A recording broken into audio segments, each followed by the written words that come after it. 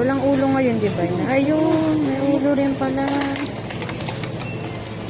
Ang sarap. Yan, nakakaumay. Malamis masyado.